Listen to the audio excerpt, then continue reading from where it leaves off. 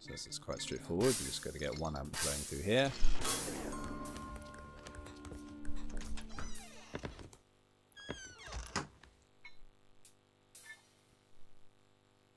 And now again we've got to get 1 amp flowing through, but we don't have any sort of these square resistors anymore. So we need to make one. I guess if we put 2 of these shapes on top of each other, then they will be square.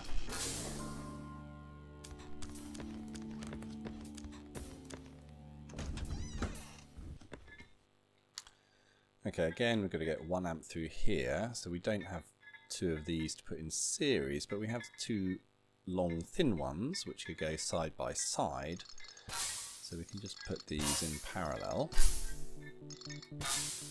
of each other, and that makes a square which will give us the 1 amp.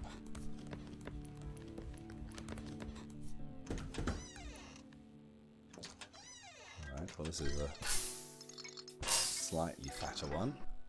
Turns out to be 1.5 amps.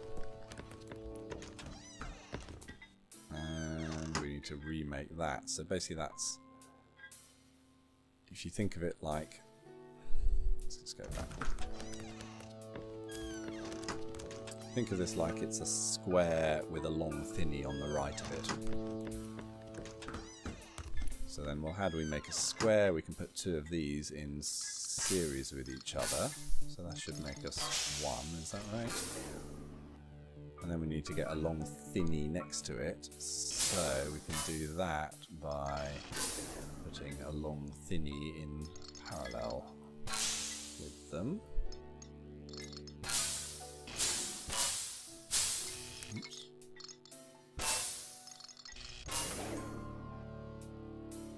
There we go.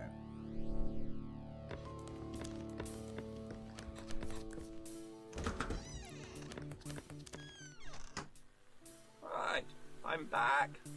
Firing on all cylinders. Yes.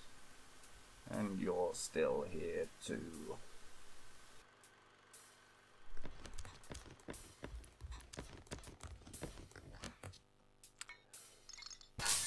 So here's a real thingy one, which turns out is sort of 3 thingies high, so we're getting 1/3 of an amp. So all of these rooms, I should point out, are trying to get across the concept of equivalent resistances. So it's that, you know, something of one resistance can be emulated by a network of other resistors. So we've got to make 1/3. So if we think of this like 3 squares on top of each other, these are 2 squares. These are like half a square. So if I put like these 2 together, that gives us like 1 square. So like another 3, and that's like 3 squares. So that's going to give us 1/3, isn't it?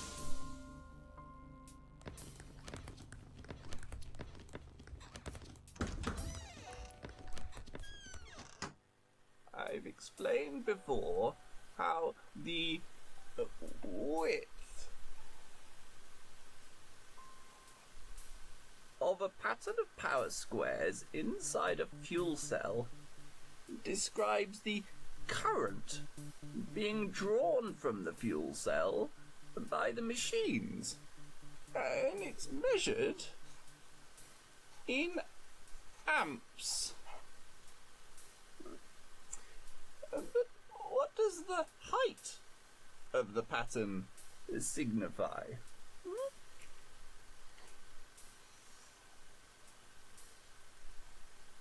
Well, the height describes something called the voltage of the fuel cell, and it's measured in volts.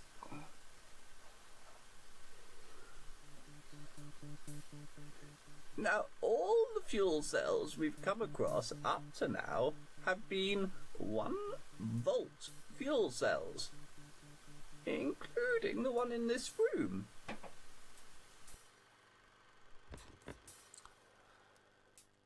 Okay, so we're going to come across here, we can get up onto here, but then we're not going to be able to get up to there, so we need to bring this one up to here, which is actually at 2/3.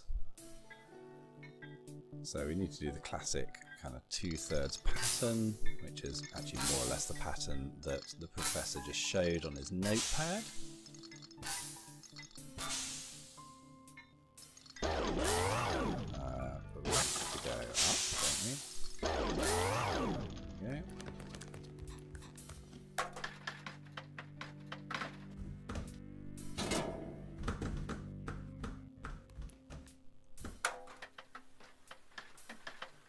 All of my fuel cells are what's called fixed voltage supplies. Supplies! This means that no matter how many machines you have wired up to it, the voltage across the fuel cell will always be the same. And this is why the pattern of power squares inside the fuel cell always stretches from the very top to the very bottom of the fuel cell. You see?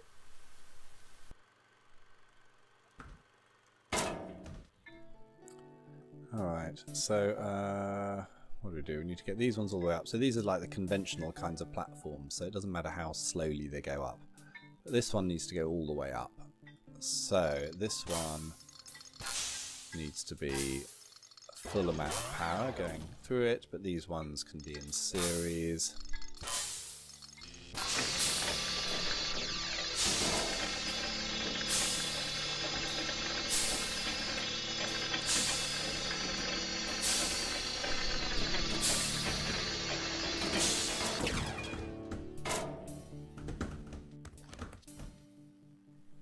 This is a 2-volt fuel cell, and it can make much bigger power squares. Unfortunately, all of my machines are designed to work with just 1 volt or less. And if you try to put more than 1 volt across them, they just cut out and don't move at all. Sorry. Okay, so we've got this 2-volt fuel cell, so if we just put it straight across the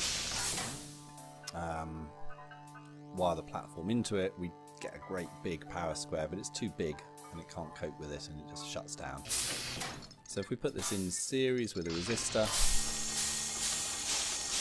then you can see we get a kind of a normal size power square now.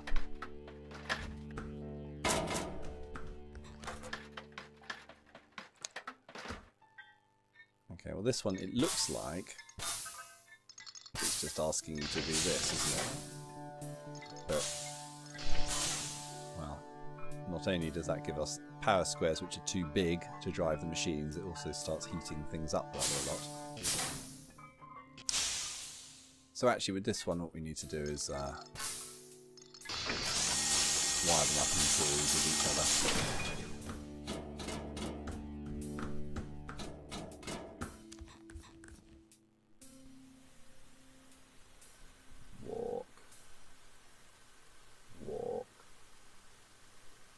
Climb, connect. The tide advances, but like Zeno's tortoise to my hair,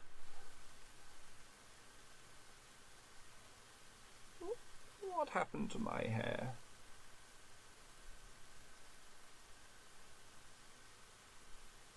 Is that your doing too?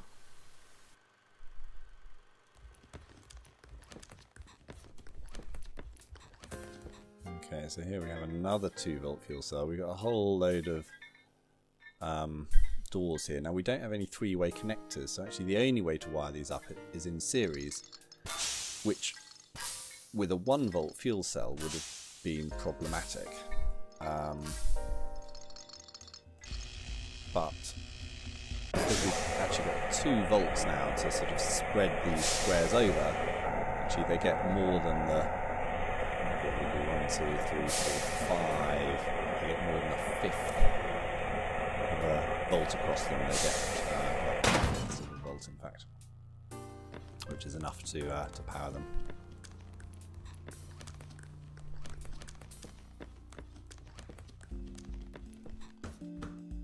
Let's see what's happening here.